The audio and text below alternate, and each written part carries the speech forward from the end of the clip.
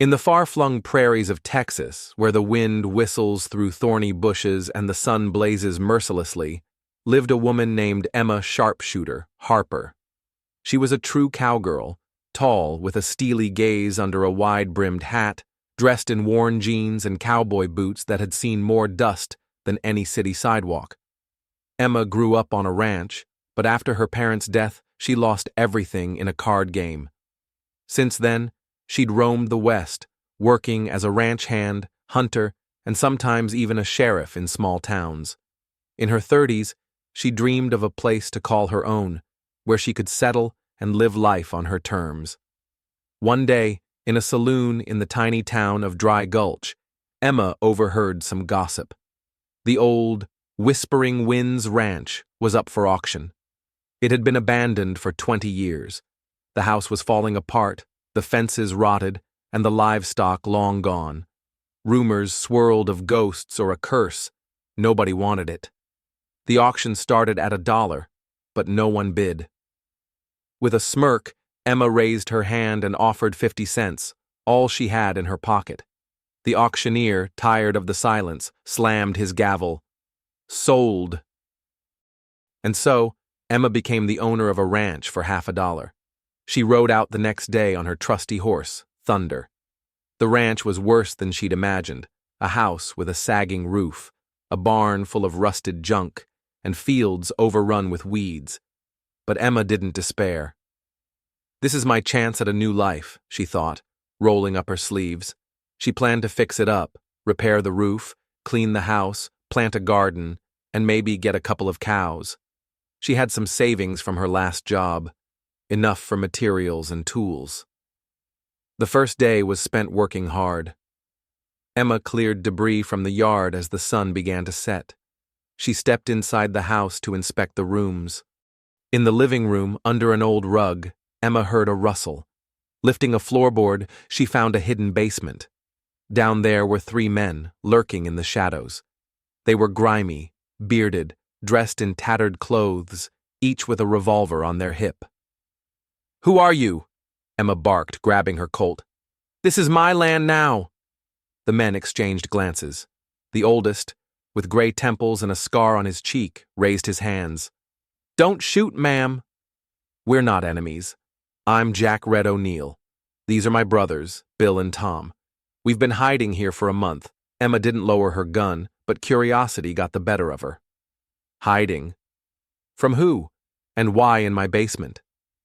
Jack sighed and began to tell their story. They were bandits, or as they put it, former bandits.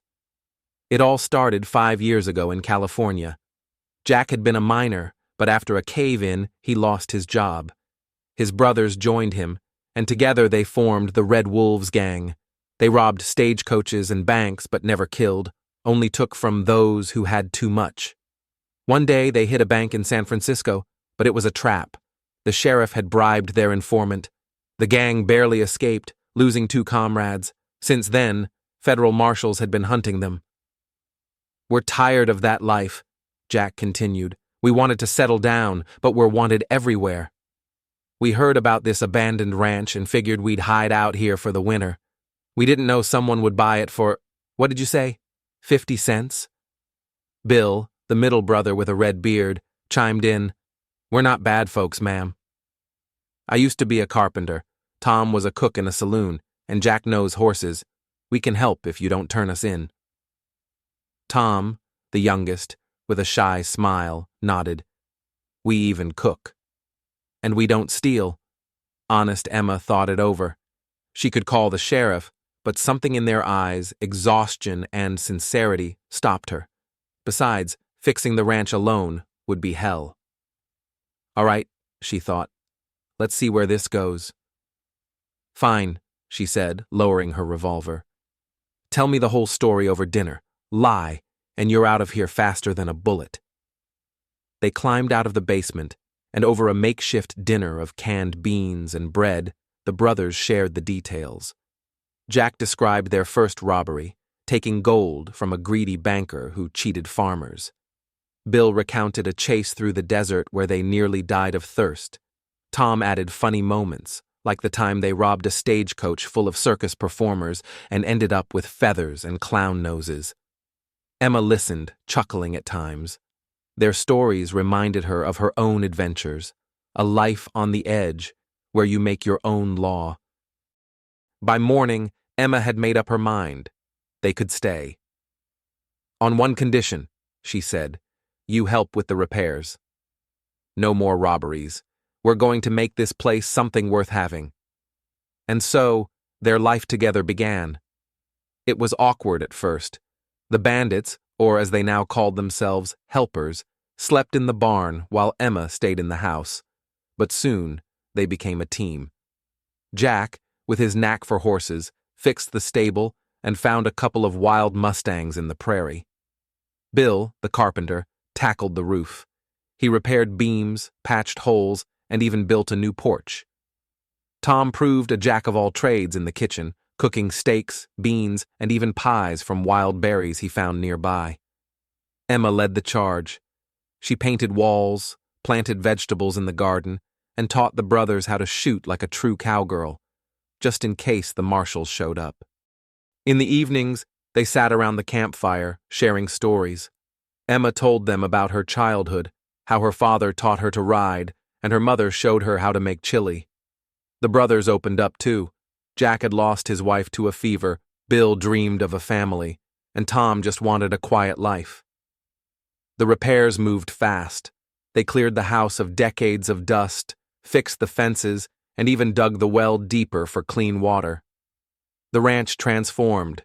From ruins, it became a cozy place with flowers on the windowsills and fresh paint on the walls. But money was tight, and Emma started thinking about a business. "We're in the West," she said one night at dinner. "People love cowboy stories. Why not turn the ranch into a tourist spot? City folks come, we teach them to ride horses, shoot, and cook over a fire. You guys can tell your adventures, just leave out the robbery parts." The brothers lit up with excitement. Jack suggested adding a rodeo show, Bill proposed building guest cabins, and Tom came up with a menu of bandit dishes like Red Wolf Fire Steak. They got to work. Emma posted ads in nearby towns, Whispering Winds Ranch, real cowboy life, horseback riding lessons, shooting, Wild West stories, only $10 a day. The first guests arrived within a week. A family from Dallas with 2 kids. Emma taught the boys to ride Thunder, Jack showed off lasso tricks, Bill led a tour of the ranch, and Tom fed everyone fresh barbecue. The guests were thrilled, especially with the bandit stories. The brothers embellished their past, turning it into heroic tales of fighting injustice. The business flourished. Soon the ranch was a hit. Tourists came from California, even New York. They built more cabins, bought extra horses, and even hired a couple of local hands. Emma and the brothers became a family. They split the profits evenly, solved problems together, and laughed about the past.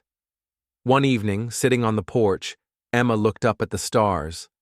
"Who'd have thought 50 cents would buy me not just a ranch, but a new life?" Jack smiled. "And we thought we'd hide in a basement and find friends."